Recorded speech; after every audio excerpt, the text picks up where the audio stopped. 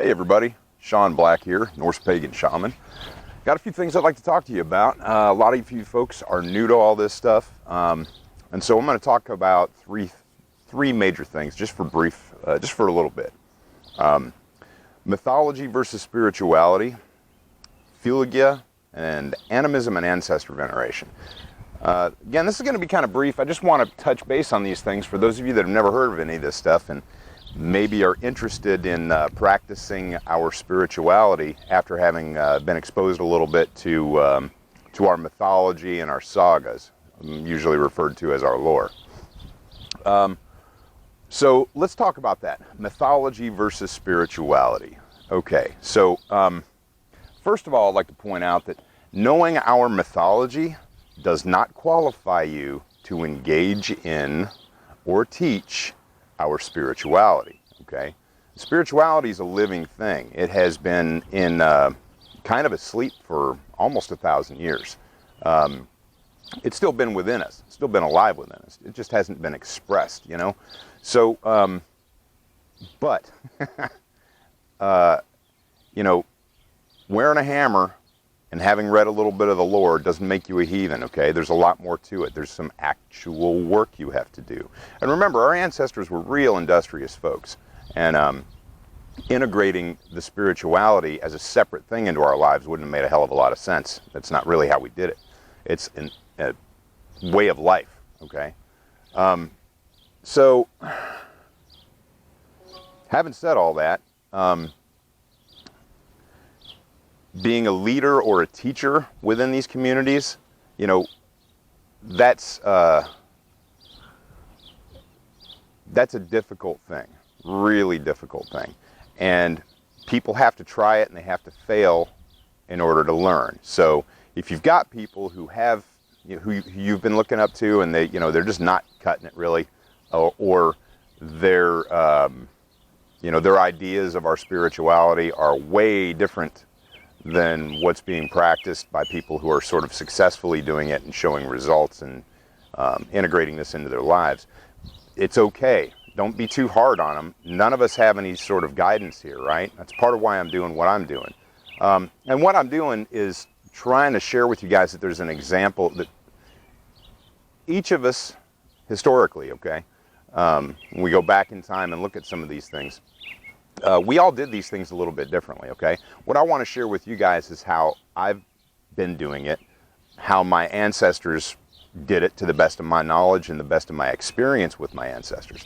And hopefully that can ignite something in you that'll get you sort of searching for what you and your ancestors either did or maybe should be doing.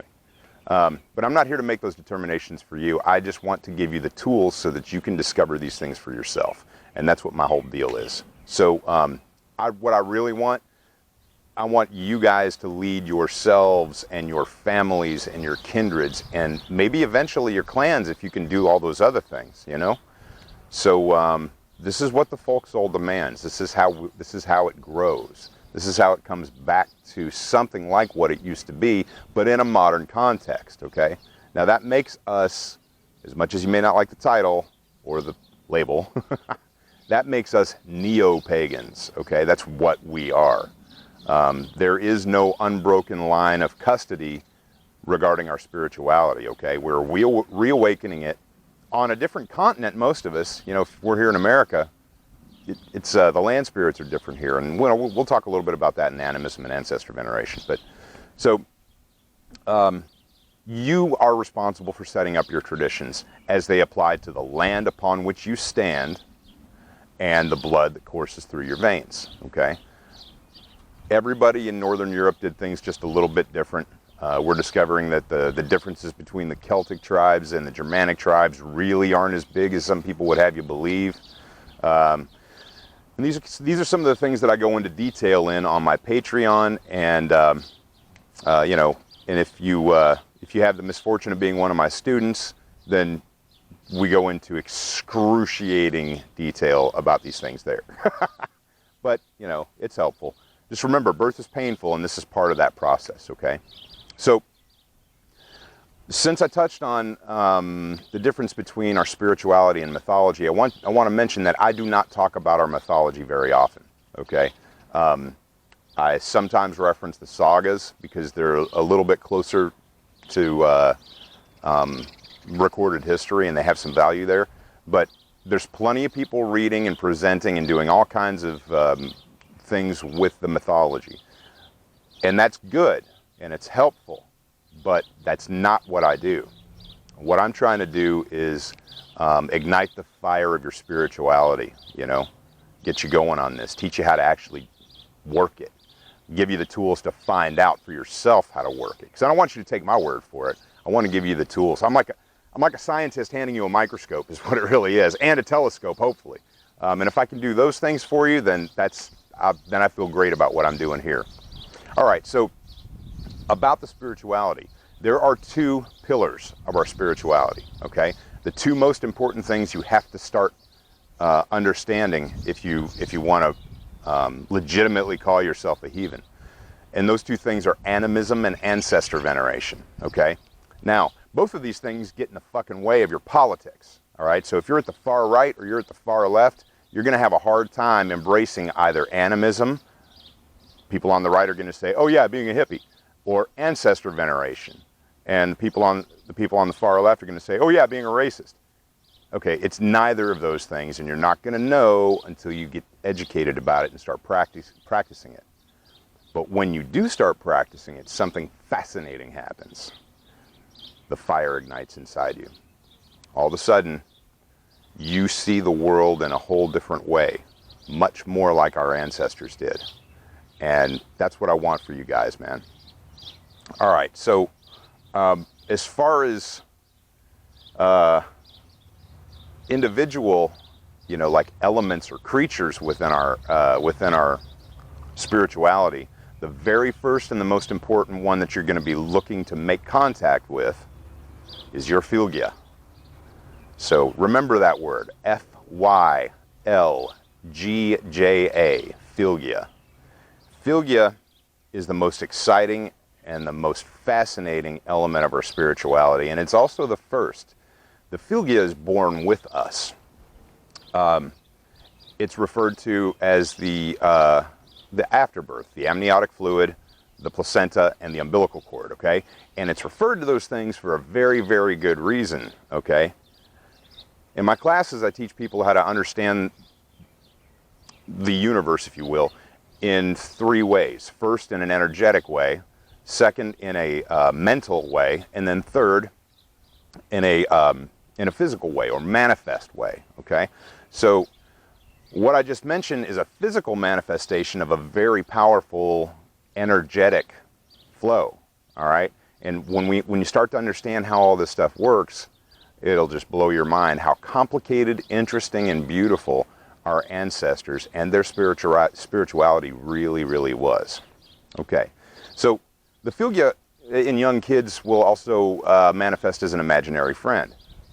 Now, due to indoctrination and sometimes trauma and a variety of other things, some of us can't even remember what that was like or having one, you know, and then that's fine. You don't have to remember. But when you have kids and there's that imaginary friend, that is the Fylgja, okay? It's a very important part of a young child's development. All right, so particularly energetic development, and also to build the sense of who he is or who she is.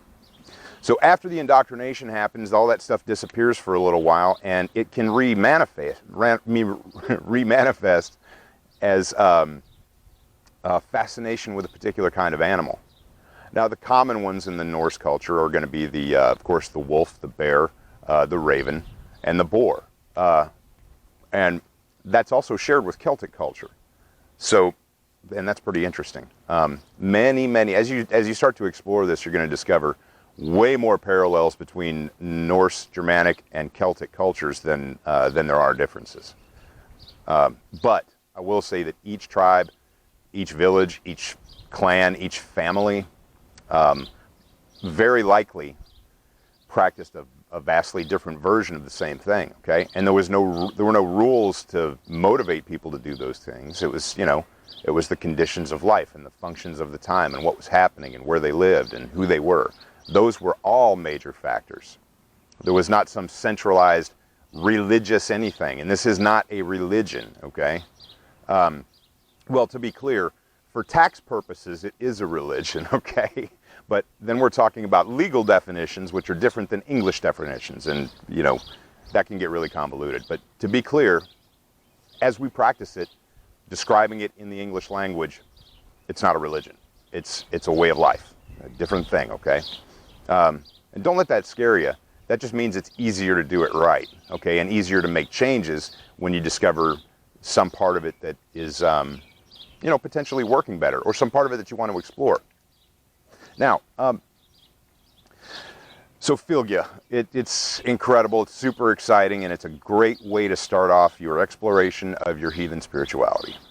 All right, so that wraps it up for here. What I want to invite you to do is to come over to patreon.com and look up Norse Pagan Shaman. When you do that, you're going to find me there, and I'm starting a from scratch, let's get to the basics of how to be heathens.